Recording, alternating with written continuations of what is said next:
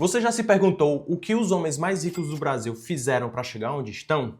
Será que foi herança? Será que foi sorte? Ou será que foi uma estratégia que eles aplicaram dentro do próprio negócio e que você também pode aplicar hoje? Nesse vídeo eu vou te mostrar quem são os 5 brasileiros mais ricos da atualidade e quais são as regras de ouro de cada um deles que eles aplicaram dentro dos próprios negócios. Prazer, sou Lucas Pontes, fundador da LTQ Educação e nos últimos 3 anos ajudei mais de 30 mil empreendedores a controlar melhor as finanças do próprio negócio. Muitas vezes olhamos a história desses bilionários e parece que a realidade deles é inalcançável. Mas se você olhar bem fundo, os princípios que eles utilizaram dentro do próprio negócio é muito parecido com os princípios que você pode utilizar hoje na sua empresa. Princípios que são organizar o seu fluxo de caixa, precificar da forma correta o seu produto, gerir bem a sua equipe, gerenciar bem o seu estoque.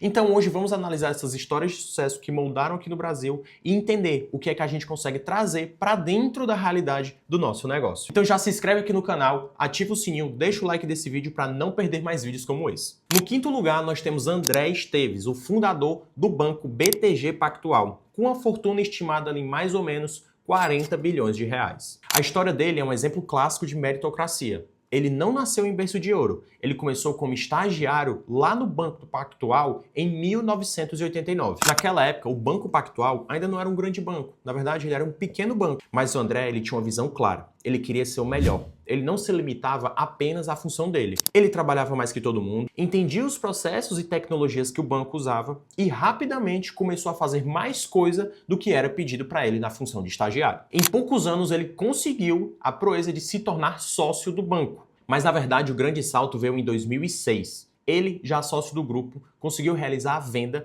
do Banco Pactual para o banco UBS, banco suíço, por 2,6 bilhões de reais. E em 2009, ele recomprou o Banco Pactual que ele tinha vendido para o grupo UBS por um valor muito mais barato do que quando ele fez a venda em 2006. Dando origem hoje ao que é o BTG Pactual, que todos nós conhecemos. E hoje, o BTG Pactual é o maior banco de investimentos da América Latina. André enfrentou crises, perseguições, investigações e momentos de pressão extrema. Mas a sua capacidade de se reinventar e manter o foco no resultado o manteve no topo durante todo esse tempo. A lição que o André nos deixa é que meritocracia e visão de dono importam dentro de um negócio. Ele não herdou nada. Ele construiu a posição e foi crescendo dentro de uma empresa a partir desses dois princípios, meritocracia e visão de dono. Se você quer ter uma equipe que cresça, que se desenvolve, que tem isso, você precisa criar uma cultura que permite que essas pessoas possam fazer isso. Ou seja, trabalhar com meritocracia, ter visão de dono e crescer junto com a sua empresa. E principalmente, uma cultura de que quem entrega resultado é recompensado. Em quarto lugar, nós temos Beto Sucupira, com uma fortuna aproximada de 50 bilhões de reais. Ele é um dos sócios famosos da 3G Capital e é um dos pilares de marcas como Ambev, Burger King, Heinz. Beto começou sua trajetória no mercado financeiro, mas o seu encontro com Jorge Paulo Lemann no Banco Garantia mudou toda a trajetória. Ele era conhecido por ser a parte operadora do grupo. Era o cara que colocava a mão na massa e fazia as coisas acontecerem. Um dos momentos marcantes da carreira de Beto foi a compra das lojas americanas em 1982, que ela estava quebrada e ele foi enviado com a missão de conseguir recuperar a empresa. Ele implementou uma cultura de cortes de gasto radical lá dentro da Americanas, eliminando mordomias, ficando cada vez mais eficiente com todo o dinheiro que passava lá dentro da empresa. E a grande frase muito conhecida dele é que gastos são como unhas, você sempre tem que estar cortando e aparando.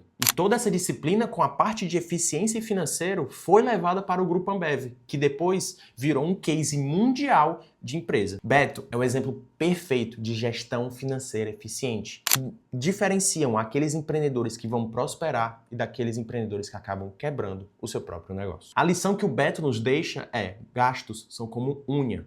Você sempre tem que estar cortando. Ele é obcecado por eficiência operacional. E para a sua realidade, empreendedor, você tem que ter todos os seus gastos, todos os seus custos na ponta de um lápis, na ponta de um sistema, e estar sempre olhando para esses gastos, vendo o que faz sentido, o que não faz sentido, como que você corta, como que você melhora aquele dinheiro gasto. Sempre, todos os meses, dentro do seu negócio, para ter uma eficiência operacional financeira. Descobrindo para onde que o seu dinheiro está indo, como evitar gastos desnecessários e garantindo o longo prazo do seu negócio. No terceiro lugar, o outro sócio da 3G Capital, Marcel Teles, com uma fortuna estimada em mais ou menos 60 bilhões de reais. Marcel, assim como Beto, também começou lá no Banco Garantia, sendo um dos aprendizes de Jorge Paulo Lemann. E a grande marca do Marcel foi a transformação da empresa Brahma. Quando o grupo comprou a cervejaria lá em 1989, ela era, na verdade, uma grande estatal, muito ineficiente e muito ruim. Então ela tinha o disfarce de ser uma empresa estatal como se fosse uma privada. Mas a verdade é que era tudo muito ineficiente. Até que Marcel assumiu a presidência da Brahma e mudou tudo. Ele implementou um sistema de orçamento base zero, onde cada gasto que a companhia tiver, que a empresa tiver, precisa ser justificado todo ano. Mas o diferencial do Marcel é que ele acreditava muito nas pessoas. E ele sabia que para poder transformar a Brahma em um grande case, em uma grande empresa, ele precisava das melhores pessoas nas posições certas. Então ele criou um programa de trainee muito agressivo, atraindo os melhores talentos das faculdades de todo o Brasil, dando metas claras e muita autonomia para eles poderem se desenvolver e pensar em novas coisas. Foi sob a sua liderança que a Brahma acabou se fundindo com a Antártica, criando assim a Ambev.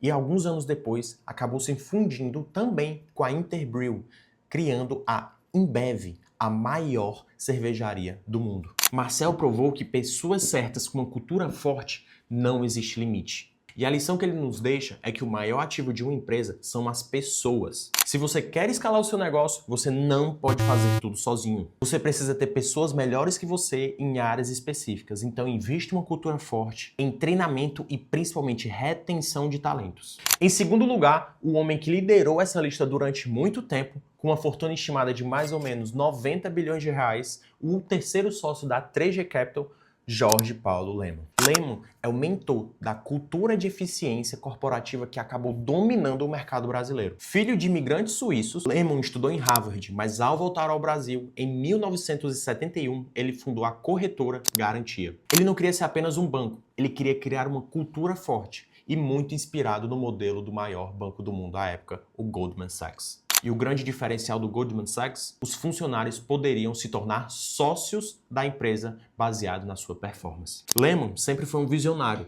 Ele não estava preocupado com o lucro do próximo trimestre. Ele estava querendo olhar 20 anos à frente para entender o que ele estava conseguindo construir. Ele foi o arquiteto de algumas das maiores fusões que já aconteceram na história do Brasil. Ele criou gigantes globais e a grande frase dele que ficou mais conhecida é: sonhar pequeno e sonhar grande dá o mesmo trabalho. Mesmo enfrentando o desafio recente das lojas americanas, Lemann é um exemplo de longevidade, longo prazo e resiliência. Ele mudou a forma como o Brasil faz negócios, focando em visão, eficiência, meritocracia e, acima de tudo, sonhar grande. Não se limite pelo tamanho atual da sua empresa. Tenha uma visão clara de onde você quer chegar nos próximos 5 ou nos próximos 10 anos. Mas lembre-se, uma visão de longo prazo, um grande sonho, precisa de uma execução impecável todos os dias. Afinal, planejamento sem execução é apenas alucinação. E no topo dessa lista, Eduardo Saverin, com uma fortuna estimada em 220 bilhões de reais. E a história do Saverin é digna de filme.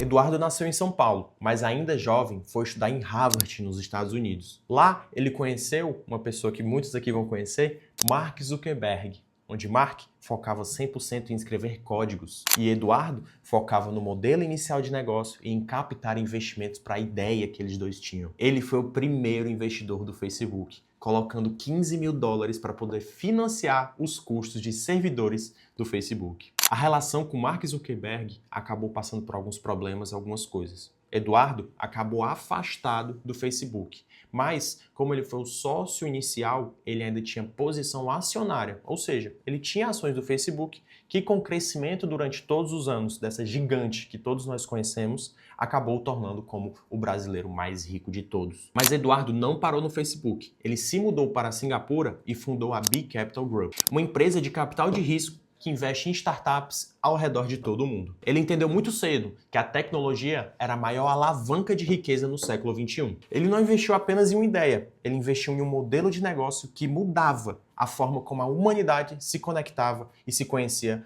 ao redor de todo o mundo. A lição que Saverin nos deixa é sobre tecnologia e escala. Ele entendeu cedo para que ser bilionário, ele precisava de uma empresa que crescia a uma velocidade e que seus custos não acompanhavam essa mesma velocidade. E esse foi o modelo de negócio que ele apostou, tecnologia. Para você, empreendedor, isso significa começar a usar tecnologia e automação dentro dos seus processos para começar a ganhar margem e escala dentro do que você faz hoje. Se você olhar para todos os 5 da lista, você vai ter padrões claros. Primeiro, foco em dados. Eles não chutam, eles não acham alguma coisa, eles têm certeza baseado nos dados. Segundo, longo prazo. Nenhum deles ficou rico do dia para a noite. Foram anos construindo até conseguir ter o império que eles têm hoje em dia. Terceiro, resiliência. Todos os 5 enfrentaram grandes crises e conseguiram passar por cima dessas crises melhores do que quando eles entraram. Se você seguir esses princípios, pode ter certeza que você já está à frente de 99% das pessoas que também estão empreendendo aqui no Brasil. Isso vai te dar uma vantagem gigantesca. Então, resumindo, ser bilionário pode parecer muito distante, mas o que levou eles até esse caminho são conceitos básicos que você pode aplicar hoje dentro do seu negócio. Seja cortando custos como Sucupira, focando em pessoas como o Teles ou sonhando grande como o Jorge Paulo Lemann. A chave é a constância e a boa gestão financeira. E sem uma base sólida, nenhum império se sustenta. Se você gostou, deixa o seu like aqui no vídeo, se inscreve no canal, ativa o sininho e até o próximo vídeo.